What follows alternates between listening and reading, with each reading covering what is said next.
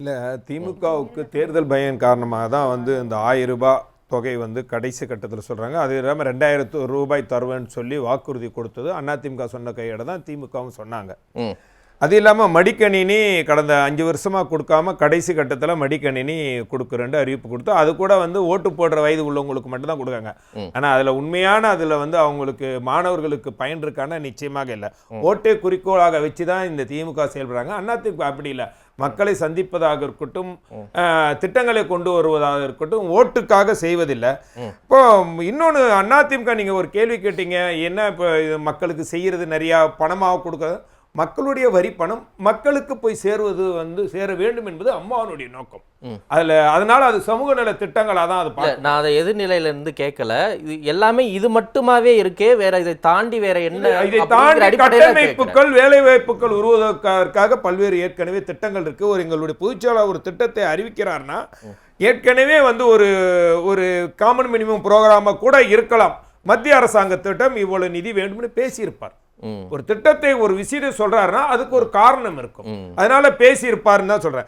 ரெண்டாவது வந்து அதிமுக பொறுத்த வரைக்கும் திமுக நீட்டை கொண்டு வந்தாங்க, மீத்தானை கொண்டு வந்தாங்க, காவிரிக்கும் அதை வந்து 7 வருஷம் இது போட்டு வச்சிருந்தாங்க, ஜல்லிக்கட்டு, இதுக்கெல்லாம் தீர்வு கண்ட கட்சி அதிமுக.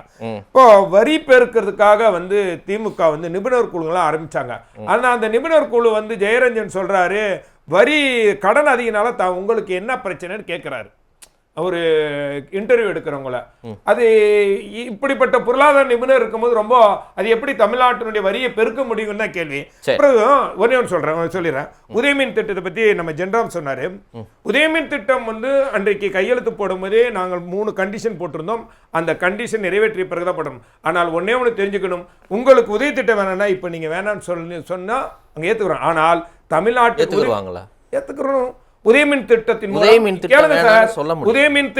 மூலம் தான் 10,000 மெகாவாட் தமிழ்நாட்டுக்கு 19,000 மெகாவாட் மின் தேவைன்னா 10,000 மெகாவாட் உதயமின் திட்டத்தின் மூலம் வருது.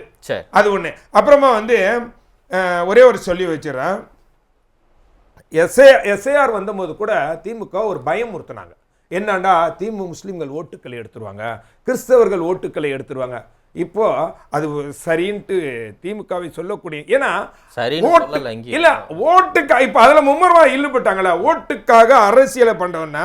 அப்புறம் 100 நாள் வேலை திட்டத்தை கடைசியாக திமுக ஆட்சி காலத்துல இந்த வருஷம் வரைக்கும் அதிகபட்சமாக 36 நாள் கொடுத்திருக்காங்க சார். 100 நாள் வேலை திட்டம் குறைஞ்சது 16 நாள் தான் கொடுத்திருக்காங்க. ஆனால் அதை 125 நாள் 110 உறுதி வேலை திட்டமாக எங்களுடைய பொதுச்செயலாளர் எடப்பாடி அறிவிச்சார். ஏன்னா 100 நாள் வேலை திட்டமே உங்களுக்கு கொடுக்கல. முதல்ல முக்கியம் என்னடா, ஜிஎஸ்டி எல்லாம் இந்தியா முழுக்க இருக்கு, அதை இப்ப எதெல்லாம் மாற்ற முடியாது. தமிழ்நாட்டில் தேர்ந்தெடுக்கப்பட்ட 39 எம்பிக்கள் நீங்க எதுக்கு மக்கள் தேர்ந்தெடுக்கிறாங்கன்னா தமிழ்நாட்டு பிரச்சனைகளே நிதியை கேட்டு பெறுவதற்கு, ஆக்கப்பூர்வமா அணுவதற்கு. இதையெல்லாம் செய்யாமல் இவர்களை தேர்ந்தெடுக்கிறதுனால என்ன பயன்? எங்க குடுக்குறவங்க கூட கூட்டணியில இருக்கிறீங்க நீங்க. நான் என்ன சொல்றேன் சார், எம்பிக்கள் வெரி இம்பார்ட்டன்ட். அது ஓகே, நான் பாராளுமன்றத்துல பேசுறது, அணுகுமுறது, கேட்கிறது, சரி, அதுக்கு தானே தேர்ந்தெடுக்கிறாங்க. எம்பிக்கள் தேர்ந்தெடுக்கிறது எதுக்காக தேர்ந்தெடுக்கிறாங்க? நம்ம மத்திய அரசாங்கத்தோட கேட்கிறது. சரி, நான் இப்ப வேற மாதிரி கேட்கிறேன்.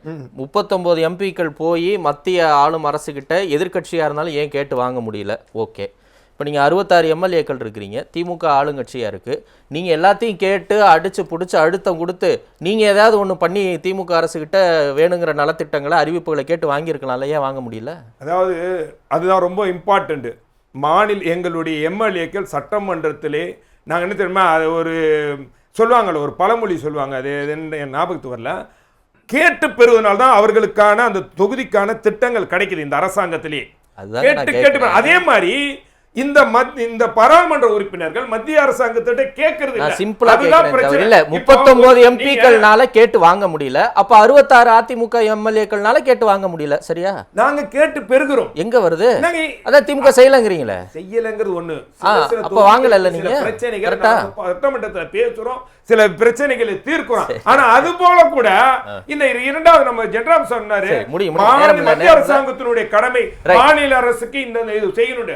ஆனால் அப்படி மாநில அரசு ஒவ்வொரு மாவட்டத்தை அணுகுதா இல்ல ஒவ்வொரு ஒரு அண்ணாதி எதிர்க்கட்சி எம்எல்ஏக்களை அணுகுறாங்களா, அவர்கள் கோரிக்கைகளை நிறைவேற்றுறாங்களா, அவர்களுக்கு தேவையானவற்றுக்கு செஞ்சு கொடுக்கறாங்க. இதுதான் மாநில அரசு. சசிகலா கட்சி ஆரம்பிச்சதை பத்தி சுருக்கமா சில வார்த்தைகள் முடிச்சிருங்க, நேரம் இல்லை எனக்கு. அதாவது அவங்க வந்து கட்சி ஆரம்பிக்கிறது சவாலா சாதகமா என்று பார்த்தால் நிச்சயமாக அது எங்களுக்கு எல்லா வகையிலும் ஏற்கனவே எங்க கட்சியிலிருந்து இல்லாத ஒருவர் எல்லா வகையிலும் களம் அதிமுகவை நோக்கி இருப்பதனால் சாதகமாகத்தான் எங்களுக்கு எல்லா விஷயம் முடியும். என்ன தாக்கத்தை ஏற்படுத்த மாட்டாங்க. எங்களுக்கு என்ன தாக்கத்தை ஏற்படுத்தும்? மக்களோட நாங்க இருக்கிறோம். அது ஒரு குழு, அந்த குழுவுக்கு என்ன பெரிய தாக்கத்தை ஏற்படுத்த முடியும்னு எனக்கு தெரியல. சரி.